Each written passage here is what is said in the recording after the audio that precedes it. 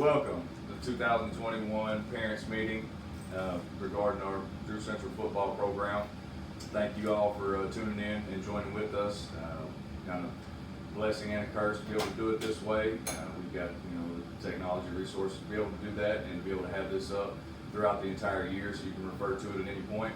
And but at the same time, it takes away an in-face and more of a personal setting that we're traditionally used to. So that being said, we'll get right into it. I would like to start with my introduction of our coaches this year. I'm extremely blessed to have a phenomenal coaching staff in place. First is Daryl Scott.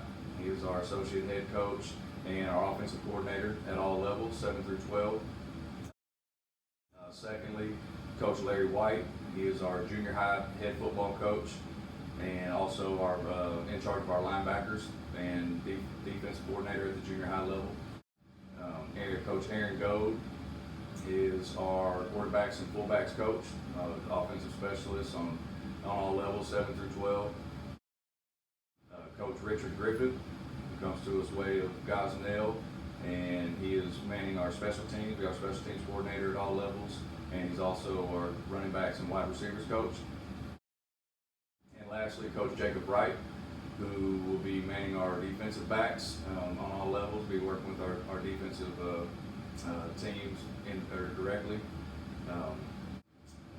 I got to take a second to just give a big thank you to our administration and all the people that helped make that possible to put this coaching staff together.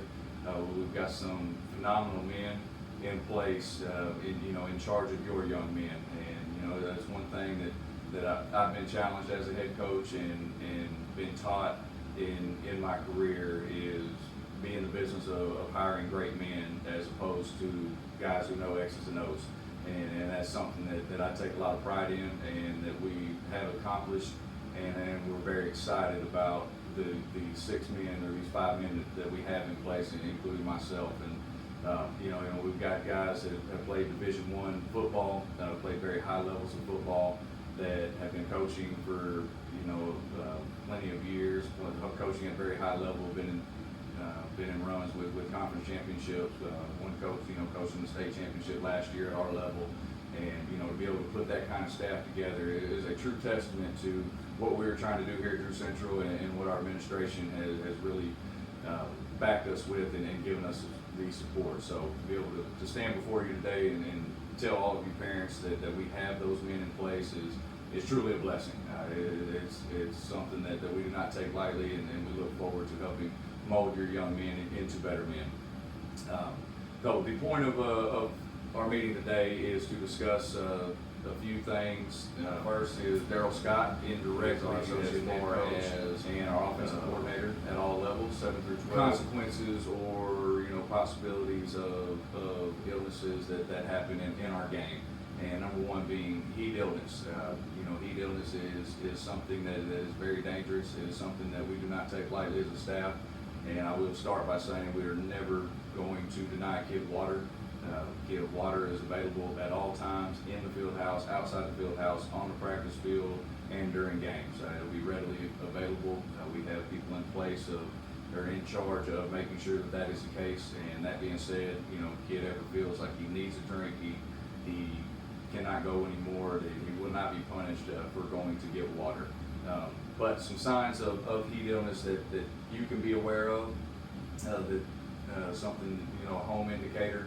If you see, extreme fatigue, just lack of hunger, lack of appetite, lack of willingness to drink, are typical heat illness symptoms. And it's something that you need to be aware of, because with the amount of work and body of work that we're putting in, these guys should be extremely hungry and extremely thirsty throughout the day from here on out. So if that's it, let that be a red flag immediately.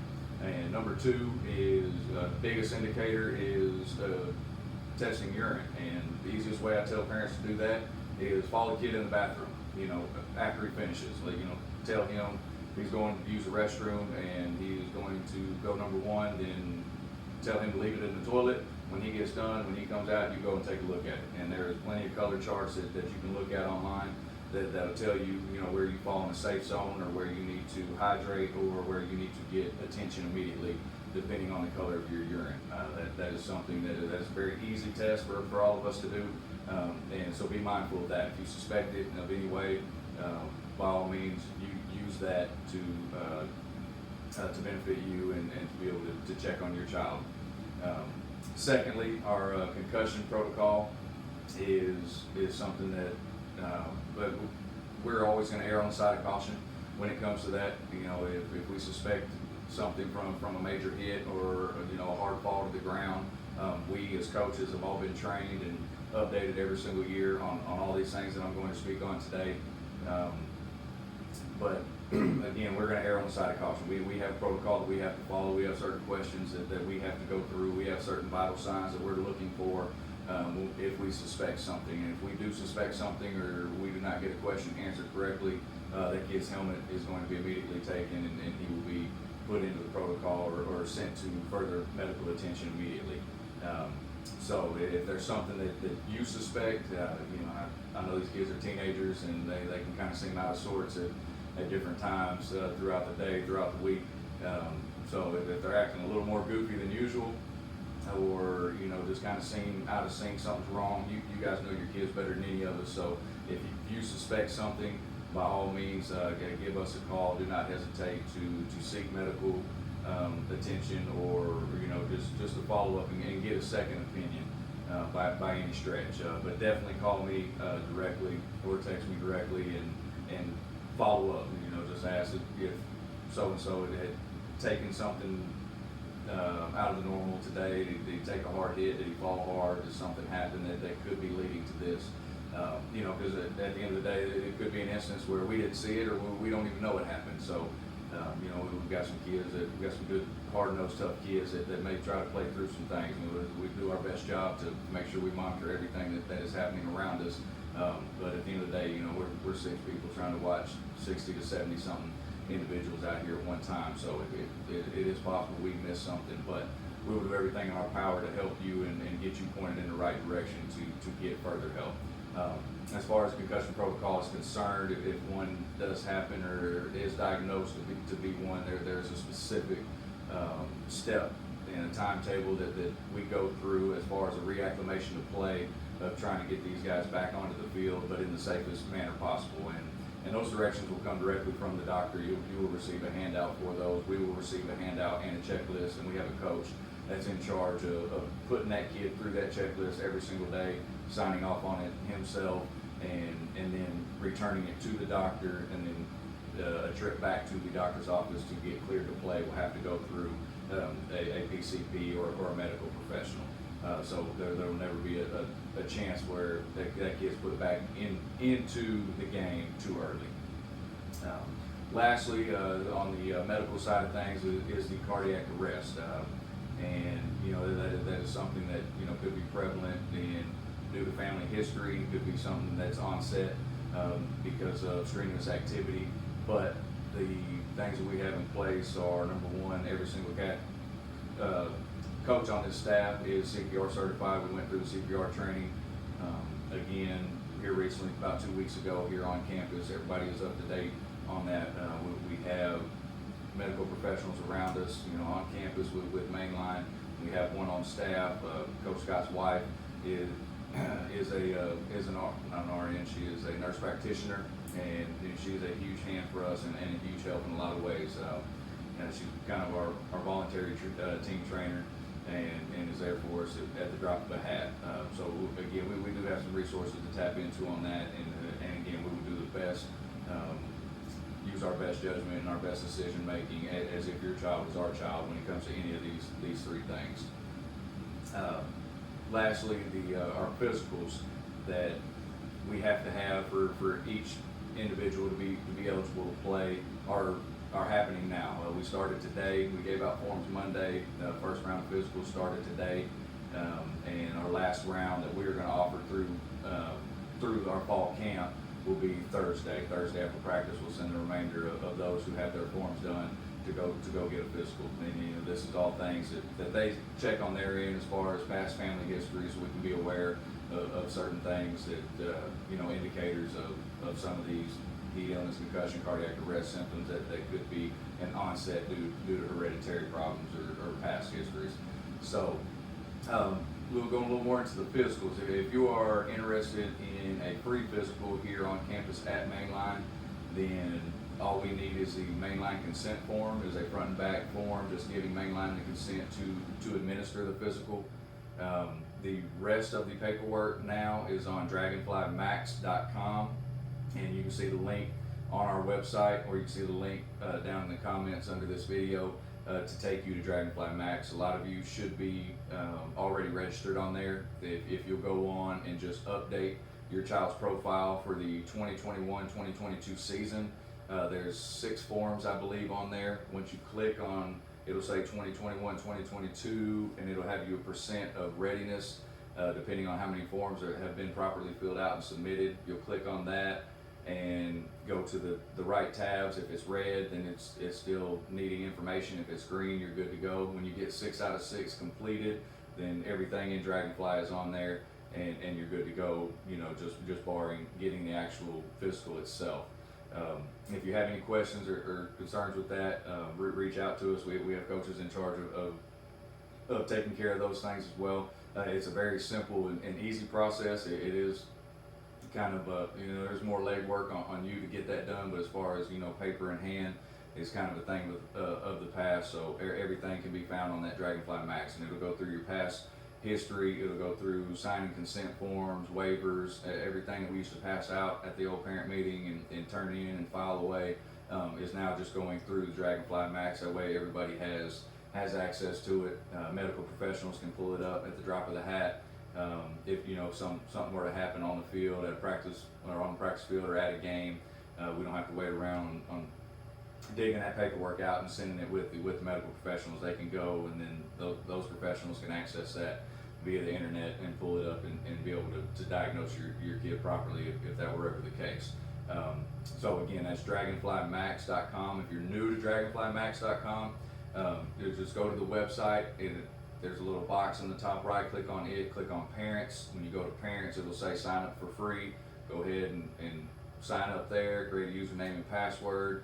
When it asks you, your school and program, and you can click. That's where you can add your Central High School, varsity football, middle school, junior high football, or middle school football, depending on what level your child is in. And then it'll add you to that team. You get on there and fill out those forms. And it's a pretty simple and painless process, but it is a necessary process. Everybody has to be on there to be eligible to play through the AAA. If we do not have that required paperwork before our first game, then we cannot allow a child to properly participate. So again, dragonflymax.com. Please be diligent in getting those forms signed and the mainline consent form. Now, as far as the mainline physical is concerned, it is not a requirement to get your physical done here. If you have a PCP and somebody that you want to take your child to get a physical, by all means, please feel free to do so. The only thing we need back from you is the hard copy of the physical once filled out and signed by the doctor. So once we get that, then we can bring it back, and then we can scan it and upload it into Dragonfly on our end and add it to your child's profile in Dragonfly.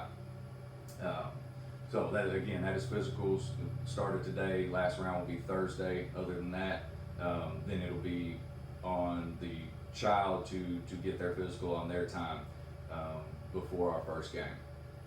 A couple program rules that I'd like to go over real quick, just so everything's out in the open and you guys are in the loop with what our expectations are as a football program. Number one is grades. I'm a firm believer in a student athlete, and I believe it is called a student athlete for a reason, because being a student comes first, and it should always come first.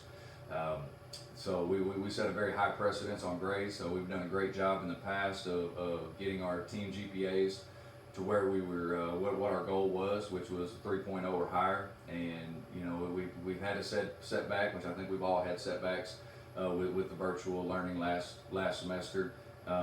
But our plan going forward, being face-to-face this year, is to get those GPAs back above a 3.0. And we don't ask everybody to make a 3.0. It's the beauty of a team sport, is that you carry your weight, you do the best of your ability and your potential, and you may be able to bring up somebody else around you.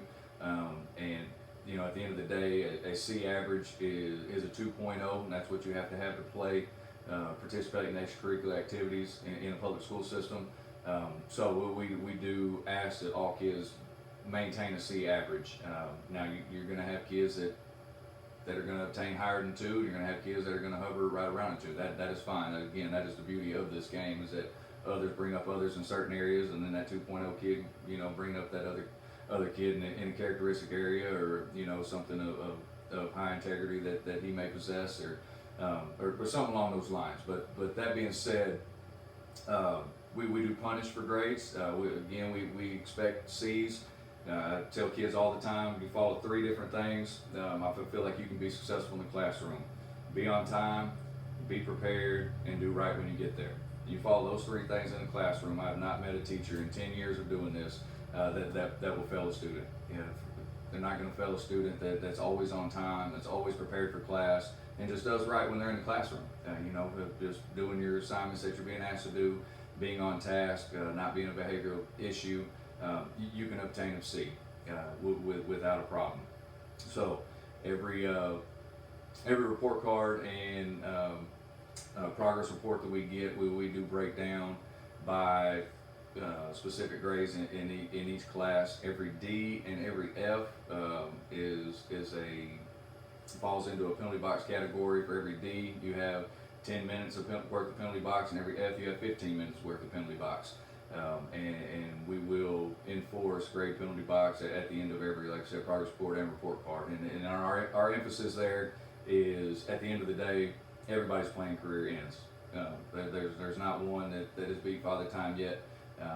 So at some point, we're all going to hang up the cleats. Every coach in this room has played the game, and we're all done playing. We won't ever play again, but the thing we will have with us for the rest of our life is the knowledge and the education that we got along the way.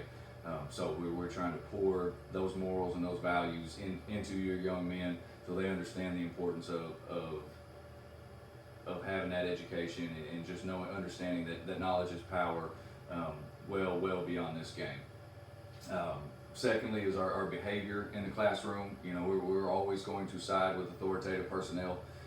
Not to say that your child doesn't have a voice, or that we won't sit down after the fact and you know, get the story and get some details straightened out. But at the end of the day, if I have to go and pull a kid out of class, or if I have to receive an email or a phone call about a student's behavior, he is going to be immediately put in the penalty box that day, and we will get to the bottom of the situation. But at the end of the day, we have jobs as professionals. We have jobs, or we have a duty to each other as professionals to have each other's backs and make sure that we're all rowing in the same direction, and that we're all, you know, aboard the same boat. So just want that to be known up front. Attendance, practice attendance, workout attendance, that is all something that is mandatory. It is something that we have to instill in these young men, as far as discipline is concerned and as far as accountability is concerned. So attendance is a big deal. Now, there's a difference between a no-call, no-show and me knowing where you're at and having to miss. So like I said, my line of communication is always open, direct communication. These kids know it. Every single one of them should have my cell phone number. I'm available 24/7, 365. I'm fully aware that this job doesn't stop, and I love that about this job. So my line of communication is always open every single hour of the day. So that being said, there's no reason we should ever have a no-call, no-show, but it does still happen. And no-call, no-show is twice the punishment. Now, if a kid does miss for a specific reason, and I know about it, you know, he is going to have some makeup running, and that is for the makeup of the conditioning that they missed that day. You know, there was some type of conditioning workout that went on while they were gone. So that could be a family emergency, it could be a death in the family, a funeral.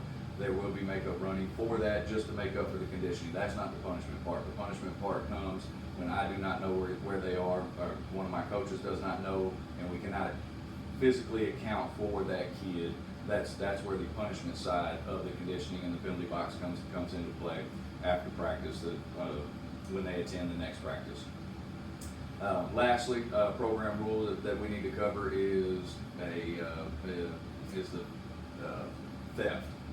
Okay, stealing from a teammate is never tolerated. We have a zero tolerance policy when it comes to theft. Knock on wood, I have not had that issue here at Drew Central. Like I said, we have great, hardworking kids that are good kids. I don't know that 90% of our kids in this locker room could even tell you the combination to their lock, but I assure you they've all been issued one. They've all been issued one, given one. They don't use them. They probably, half of them don't know where they are. They actually do. They're on their lockers because we just reissued them again, which we do every single year. But here before long, it'll probably be buried in the back of their cubby of their locker because we just typically don't lock stuff up, which is a great problem to have. I absolutely love that about this place. I love that about our kids. And I think that's a testament to the raising of our kids. So thank you very much from a coach who has experienced other places that aren't quite like this, and I'll leave it at that. But that being said, if we do ever cross that road or cross that bridge and we do have stealing from a teammate, it absolutely will not be tolerated. That is grounds for immediate dismissal from the team, and that is a 365-day dismissal from the day of the incident. After 365 days, if that child is not a senior that year, we will reevaluate as a coaching staff, and we will talk about it as a team about possibly re-implementing that person into the program. I understand these are kids. We do make mistakes as humans. I'll be the first to admit I make my fair share of them, and will continue to make many more. If you don't believe me, you can ask my wife; she will attest to that. But at the same time, we have no room for a thief.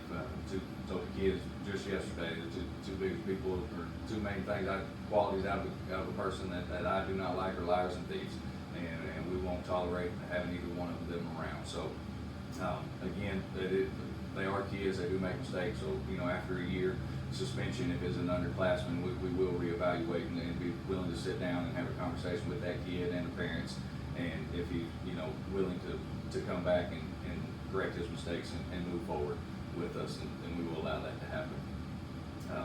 Program rule wise, that is everything I need to cover as far as with you individually. If you have some other questions with me, please feel free to again call me or text me. I'll leave my number at the bottom of this. I'll tell it to you at the end as well. But our game and practice schedule kind of get a little more into our technology side of things, our internet, social media, alerts and things of that nature. Again, got a great staff in place, got some people that are really going to help. As far as the technology side is concerned, I have not done a great job of pushing information out in the past just because technology passed me up probably 4 or 5 years ago. I'm still decent with it, but I'm not good enough, and I'm kind of doing you guys a disservice at this point. So I've got some good young guys that are going to man this going forward for us, making sure our alerts are being sent out and all of our things are up to date, so you can stay in the know. My thing has always been keep my line of communication open so you can get with me directly, but that doesn't work for everybody. You're just as busy, if not busier than we are, and it slips your mind too. So if we can put it on a social media site or website where you can access it any time of day, I think that would be easier going forward. Our game practice schedules can be found on our social media. We're at DC Football _18 on Twitter, Drew Central Pirate Football on Facebook, and then we're extremely excited of the new website that Coach Go has put together for our athletic department, and that is dcpiratenation.com. And so dcpiratenation.com is our athletic website. You can go on there and find up-to-date news stories about what's the happenings of athletics on campus. You can click on each program individually, see games, see different excerpts, write-ups, highlight clips, all that good stuff on the dcpiratenation.com website. So we're extremely excited about having that.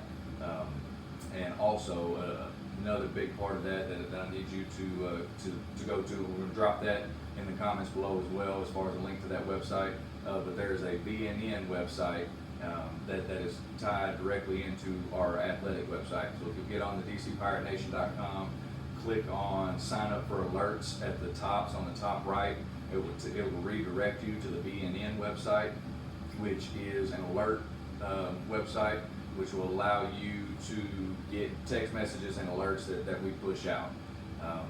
So once we can get everybody put in there, then you can start receiving direct messages to your phone. It won't have you don't have to respond to it. They're actually, you cannot respond to it. So it can go to kids, it can go to parents, it can go to guardians, whoever needs those alerts can sign up on there. And so once you click sign up for alerts, go to BNN. It's going to ask you to add team. You click add team, type in Drew Central. It'll pop up Drew Central High School, and then it'll ask you what program you want to get alerts for, and it'll be varsity football, JV football, which is the junior high football, and middle school football, which is the 7th grade football. You can sign up for all three. You can sign up for one, whatever one your child's on. Does not matter to us. If you want to receive one for all three or any, just feel free to add those, and we can start pushing alerts out that way. Whether it's practice reminders, different equipment reminders, whatever it may be, you can start receiving those directly to your phone. That way it keeps you in the loop. Because trust me, I understand it with these teenagers. They do not pass along information as readily or as they should for you guys. So that is one way that we're going to help combat that. Again, with our DC Pirate Nation website that we now have created. So again, I think that's all the information we need to cover in this parent meeting. Lastly, let me say directly to you, thank you. Thank you very much for giving us the opportunity to work with your child or your young man and try to instill some of the things that were instilled in us as players. I believe I speak for everybody on staff when I say the reason that we're in this is because we had a good coach along the way that really genuinely cared about us. Obviously our passion and love for the game, without a doubt, we wouldn't be here without that. But at some point, we had a coach that poured into us that made a lifelong impact on us, and we don't take that lightly. That is something that I take a lot of pride in, and I know these coaches do as well. So thank you for entrusting us with that. Thank you for giving us the opportunity to work with them, and we're looking forward to a fantastic year. We got a lot of good things going in the right direction. We fully believe Drew Central football is trending in the right direction. It is something that we have built from the ground up, and we're going to continue to work and continue to build and continue to get better. And by instilling some of the things that we talked about today and some more things that we have going on within our program, that we got some things that we're extremely excited about. Could not be more excited about. If you ever need me directly, feel free to contact me. My email is matt.gonzales@drewcentral.org, and my cell phone number is 501-693-6588. Again, feel free to call or text anytime, as long as it is dealing with your child directly. I will not speak to a parent about another parent's child, and I will not speak to a parent when it comes to playing time or positions. That is our job as coaches to be able to put kids in the right spot that we feel for the whole team to be successful. But if you ever have an issue, concern about your child, something that happens in the schoolhouse, outside of school, at your house, please feel free to contact me, and I'll do everything in my power to help. To tell these kids 100 times, if I told them once, penalty box is a revolving door, 24/7, 365. I see you at Sonic doing something that does not represent our program or represent your teammates in a proper way, then I'll put you in penalty box at Sonic. So if I need to come to the house and tune one of them up, I'd be glad to do so. Again, luckily we have great kids. We really do, and we haven't had these issues, but just want you to know that outlet is there, that resource is there. I'm here for them, and love them and treat them, every last one of them, as if they were my child, and you have my word on that. Thank you very much for tuning in. Thank you for attending, and thank you for raising a great young man to this point. Hopefully we can continue to help you in that aspect. Thank you very much. Go Pirates.